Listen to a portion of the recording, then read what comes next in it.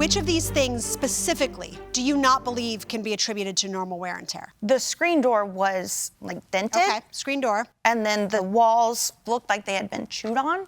The ammonia from the cats. There was ammonia, so... that had to be bombed and sprayed. We had potential new tenants come in and deny to move in because it smelled so bad of pet waste. And then what are we looking at here? That is the crack through the granite countertop. And was there a crack when you moved in? How do you know that there was not? Because we lived there personally. You guys were right personally before living her. there. Correct. Why didn't you document what the place looked like before she moved in? To be honest, this is our first tenant. Yeah, We were a little too we are trusting. learning lessons and a little too trusting. All right, Judge Corriero.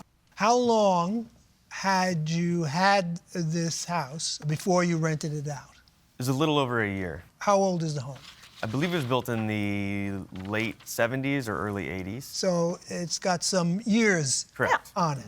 You're asking for a month and a half of back rent. $4,050. $4,050.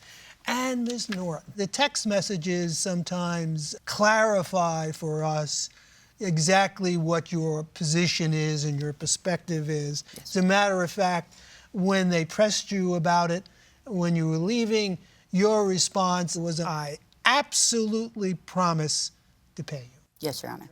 And I have no further questions. We'll excuse you while we deliberate in the matter. Thank you both Thank you. very much. Thank you, Your Honors. This courtroom is now in recess.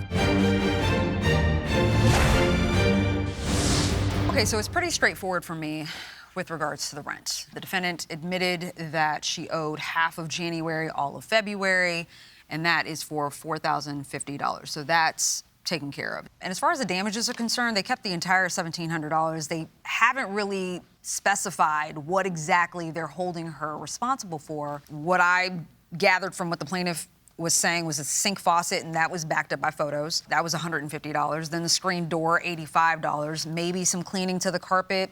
I think the $1,700 security deposit covers all that.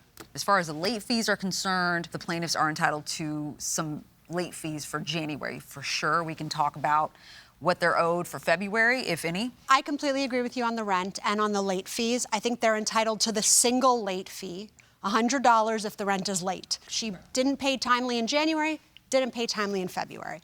So I think that's $200 of late fees. I agree with you. Of course, the rent and $200 late fees is reasonable and made out by the plaintiffs. So $4,250 would be the verdict. Yes. Okay, folks, so we have come to a unanimous verdict. We all agree that you were owed a month and a half of rent in the amount of $4,050. As far as the late fees are concerned, your lease clearly states that if rent is late, you're charging $100, not $100 every 10 days. So we're going to give you January and February, so that amounts to $200 in late fees.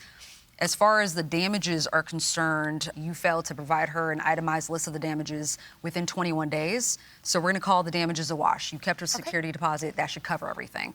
So today's verdict is in favor of the plaintiffs in the amount of $4,250.